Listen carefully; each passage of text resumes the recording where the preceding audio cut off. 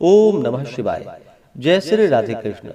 आप सभी का आपके अपने YouTube channel B K Mishra present में बहुत बहुत स्वागत है। आइए आज आप सब सुनेंगे हरितालिका तीज व्रत की कथा। भाद्रपद मास शुक्ल पक्ष की तृतीया तिथि के दिन हरितालिका तीज का व्रत धारण किया जाता है। इस व्रत को बड़ा ही कठिन माना गया है। इस व्रत में दिन रात्रि उपवास रहते हुए जो कि निर्जला रहा जाता है और फिर व्रत को धारण करके भगवान शिव जी का, माता पार्वती का, साथ में शिव परिवार का इस दिन सुबह के वक्त और खास करके शाम के वक्त प्रदोष काल के समय में भगवान शिव जी का पूजन करने का विशेष महत्व माना गया है। जब भी भाद्रपद मास शुक्ल पक्ष की तृतीया तिथि हस्त नक्षत्र से युक्त हो तो यह सबसे ज्यादा उत्तम माना गया है। इस दौरान व्रत धारण करने से सौभाग्यवती स्त्रियों का सौभाग्य अटल होता है, दाम्पत्य जीवन खुशहाल होता है, पुत्र पौत्रादि की प्राप्ति होती है तथा कुमारी कन्याओं को मन इच्छित वर की प्राप्ति होती है। तो आइए सुनते हैं हरितालिका तीज व्रत की कथा। तो बोलिए प्रेम से भगवान भोलेनाथ की जय, माता पार्वती की जय, सर्व देवी देवता की जय। सूत जी कहते हैं, मंदार की माला से जिन पार्वती जी का केशपाश अलंकृत है और मुंडों की माला से जिन भगवान शिव जी की जटा अलंकृत है, जो पार्वती जी दिव्य वस्त्र धारण की है और जो भगवान शिव जी दिगंबर है, ऐसे श्री पार्वती जी तथा श्री शिव जी को प्रणाम करता हूँ। रमणीक कैलाश पर्वत के शिखर पर बैठी हुई माता पार्वती जी कहती हैं कि हे महेश्वर, हमें कोई गुप्त व्रत या पूजन बतलाइए जो सब धर्मों में सरल हो, जिसमें परिश्रम भी कम करना पड़े लेकिन फल अधिक प्राप्त हो। हे नाथ, यदि आप मुझ पर प्रसन्न हो तो यह सब विधान बतलाने की कृपा करें। हे प्रभु, किस तप, व्रत या दान से आदि मध्य और अंत रहित आप जैसे महाप्रभु हमको प्राप्त हुए हैं। शिव जी बोले कि हे देवी सुनो, मैं तुमको एक व्रत जो मेरा सर्वस्व और छिपाने योग्य है, लेकिन तुम्हारे प्रेम के वशीभूत होकर मैं तुम्हें बतला रहा हूँ। शिव जी ने कहा, भारतवर्ष में जैसे नक्षत्रों में चंद्रमा, ग्रहों में सूर्य, वर्णों में ब्राह्मण, देवताओं में विष्णु भगवान, नदियों में गंगा, पुराणों में महाभारत, वेदों में सामवेद और इंद्रियों में मन श्रेष्ठ है। सब पुराणों और वेदों का सर्वस्व जिस तरह कहा गया है, मैं तुम्हें एक प्राचीन व्रत को बतलाता हूँ। एकाग्र मन से सुनो। जिस व्रत के प्रभाव से तुमने मेरा आधा आसन प्राप्त किया है, वह मैं तुमको बतलाऊंगा, क्योंकि तुम मेरी प्रेयसी हो। भाद्रपद मास में हस्त नक्षत्र से युक्त शुक्ल पक्ष की तृतीया तिथि को उसका अनुष्ठान मात्र कर लेने से स्त्रियां सब पापों से मुक्त हो जाती है। हे देवी, तुमने आज से बहुत दिनों पहले हिमालय पर्वत पर इस व्रत को किया था। यह वृतांत मैं तुमको कहूँगा। पार्वती जी ने पूछा कि हे नाथ, मैंने क्या व्रत किया था, यह सब आपके मुख से सुनना चाहती हूँ। भगवान शिव बोले, उत्तर की ओर एक बड़ा रमणीक और पर्वतों में श्रेष्ठ हिमवान नामक पर्वत है। उसके आसपास तरह तरह की भूमियां हैं, तरह तरह के वृक्ष उस पर लगे हुए हैं, नाना प्रकार के पक्षी और अनेक प्रकार के पशु उस पर निवास करते हैं। वहां पहुंचकर गंधर्वों के साथ बहुत देवता, सिद्धचारण, पक्षीगण सर्वथा प्रसन्न मन से विचरते रहते हैं। वहां पहुंचकर गंधर्व गाते हैं, अप्सराएं नाचती हैं। उस पर्वत राज के कितने ही शिखर ऐसे हैं कि जैसे जिनमें स्फटिक, रत्न और वैदुर्य मणि आदि की खानें भरी पड़ी है। यह पर्वत ऊंचा तो इतना अधिक है कि मानो मित्र के समान समझकर आकाश का स्पर्श किए रहता है।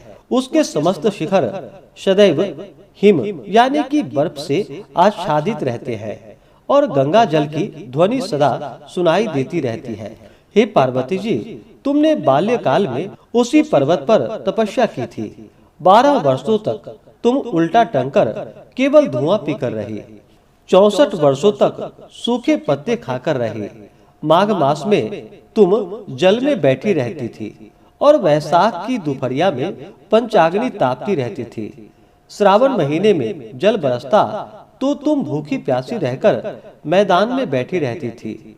तुम्हारे पिता इस तरह के कष्ट सहन को देखकर बड़े दुखी हुए। वे चिंता में पड़ गए कि मैं अपनी कन्या किसको दूं। उसी समय नारद जी वहां आ पहुंचे। मुनि श्रेष्ठ नारद जी उस समय तुम्हें देखने गए थे। नारद जी को देखकर गिरिराज ने अर्घ्य, पाद्य, आसन आदि को देकर उनकी पूजा की। हिमवान बोले कि हे स्वामी, आप किस लिए आए हैं? मेरा अहोभाग्य है, आपका आगमन मेरे लिए अच्छा है। नारद जी ने कहा कि हे पर्वतराज सुनो, मैं भगवान विष्णु का भेजा हुआ आपके पास आया हूँ। आपको चाहिए कि यह योग्य कन्या रत्न किसी योग्य वर को ही दे। भगवान विष्णु के समान योग्य वर ब्रह्मा, इंद्र और शिव इनमें से कोई नहीं है। इसलिए मैं यही कहूंगा कि आप अपनी कन्या भगवान विष्णु को ही देंगे। हिमवान ने कहा, भगवान विष्णु स्वयं मेरी कन्या ले रहे हैं और आप यह संदेश लेकर आए हैं, तो मैं उन्हें अपनी कन्या दूंगा। हिमवान की इतनी बात को सुनकर मुनिराज नारद आकाश में विलीन हो गए। वे पीतांबर, शंख, चक्र और गदाधारी भगवान विष्णु के पास पहुँचे। वहां पर हाथ जोड़कर नारद जी ने भगवान विष्णु से कहा कि हे देव सुनिए, मैंने आपका विवाह पक्का कर दिया है। उधर हिमवान ने पार्वती के पास जाकर कहा कि हे पुत्री, मैंने तुम्हें भगवान विष्णु को दे डाली। तब पिता की बात सुनकर तुम बिना उत्तर दिए ही अपनी सखी के घर चली गई। वही जमीन पर पड़कर तुम बड़ी दुखी होती हुई विलाप करने लगी। तुमको इस प्रकार विलाप करती हुई देखकर तुम्हारी सखी बोली कि तुम इतनी दुखी क्यों हो, इसका क्या कारण है, मुझे बतलाओ। तुम्हारी जो कुछ इच्छा होगी मैं यथाशक्ति उसको पूरा करने की चेष्टा करूंगी, इसमें कोई संशय नहीं है। पार्वती जी बोली, मेरा जो कुछ अभिलाषा है उसे तुम प्रेम पूर्वक सुनो। मैं एकमात्र भगवान शिव जी को अपना पति बनाना चाहती हूँ, इसमें कुछ भी संशय नहीं है। मेरे इस विचार को पिताजी ने ठुकरा दिया है, इससे मैं अपने शरीर को त्याग दूंगी।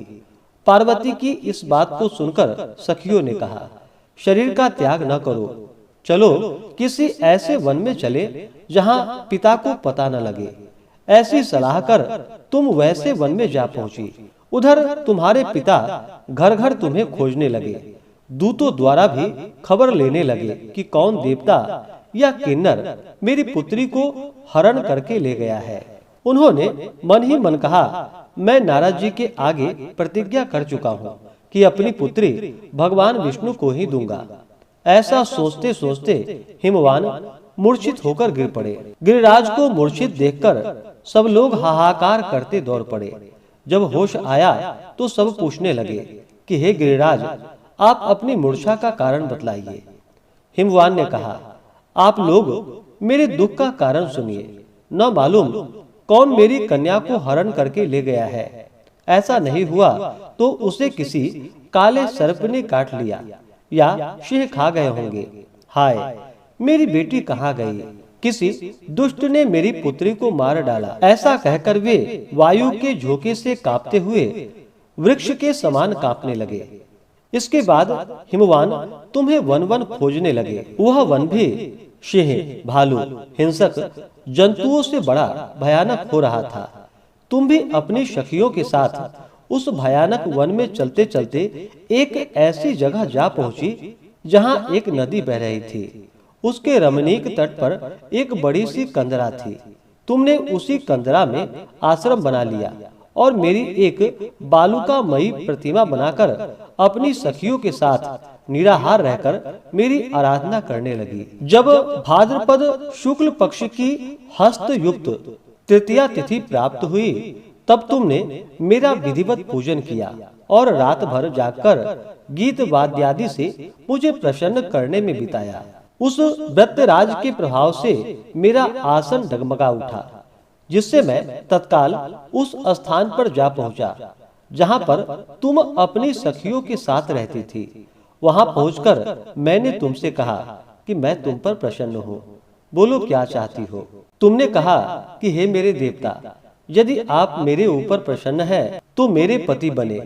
मेरे तथास्तु कहकर कैलाश पर्वत पर वापस आने पर तुमने वह प्रतिमा नदी में प्रवाहित कर दी। सखियों के साथ उस महाव्रत का पारण किया।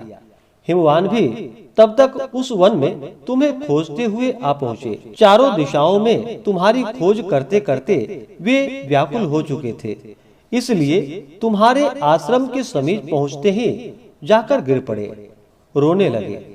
फिर पूछा, पुत्री, तुम सिंह, व्याघ्र आदि जंतुओं से भरे इस वन में क्यों आ पहुंची हो?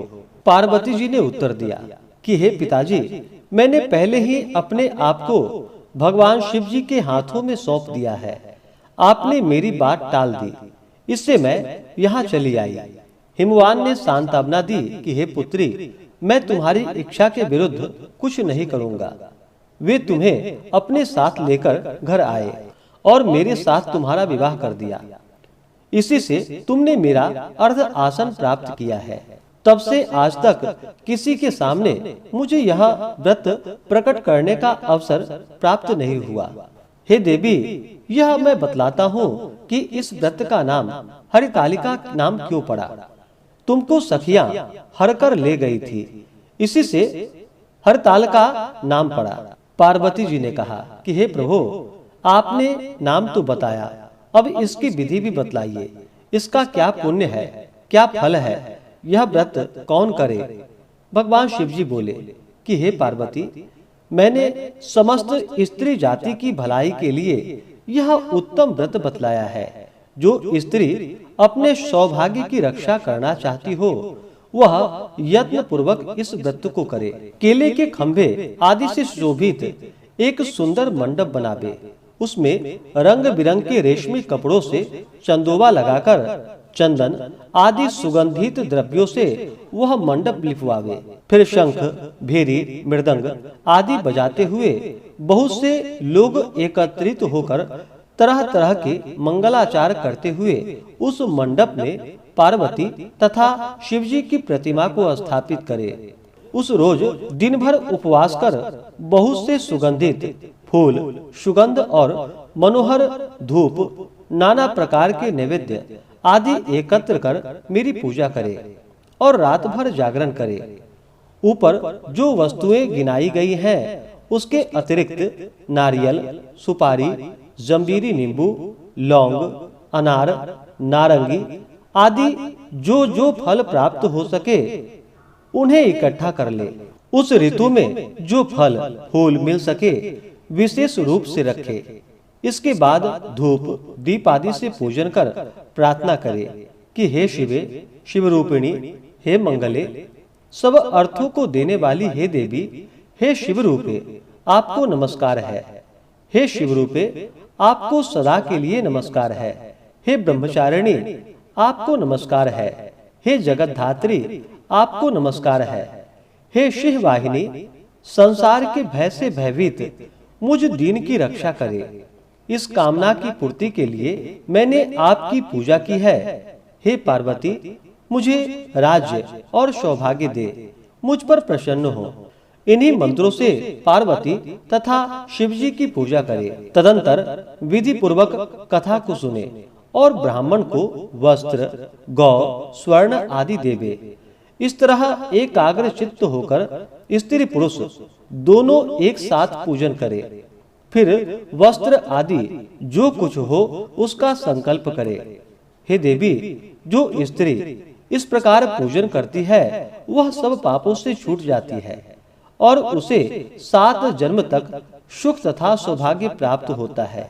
जो स्त्री तृतीया तिथि का व्रत न कर अन्न भक्षण करती है तो वह 7 जन्म तक बंध्या रहती है और उसको बार बार विधवा होना पड़ता है। वह सदा दरिद्र, पुत्र शोक से शोकाकुल, स्वभाव की लड़ाकी, सदा दुख भोगने वाली होती है और उपवास न करने वाली स्त्री अंत में घोर नरक में जाती है। मांसाहार करने से बाघीन, दही खाने से बिल्ली, मिठाई खाने से चींटी और कुछ खाने से मक्खी होती है।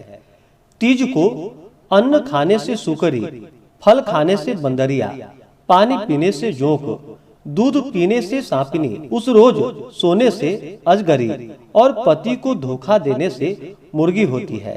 इसलिए सभी स्त्रियां व्रत अवश्य करें। दूसरे दिन स्वर्ण, चांदी, तांबा अथवा बांस के पात्र में अन्न भरकर ब्राह्मण को दान दे और फिर पारण करे।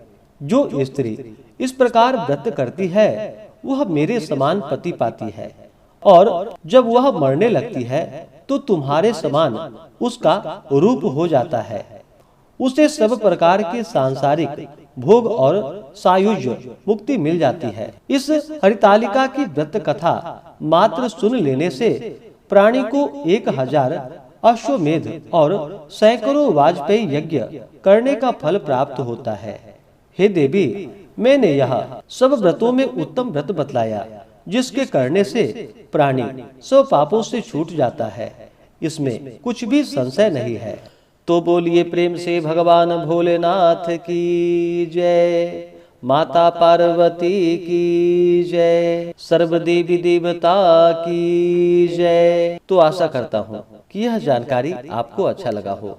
इसी प्रकार से ज्ञानवर्धक जानकारियाँ प्राप्त करते रहने के लिए, व्रत पूजा के बारे में जानने के लिए, कथा को सुनने के लिए चैनल पे अगर आप पहली बार आए हैं तो चैनल को लाल बटन दबा करके सब्सक्राइब करें, साथ में बेल आइकन घंटी को दबाएं ताकि आने वाली वीडियो का नोटिफिकेशन आपको समय से मिलता रहे।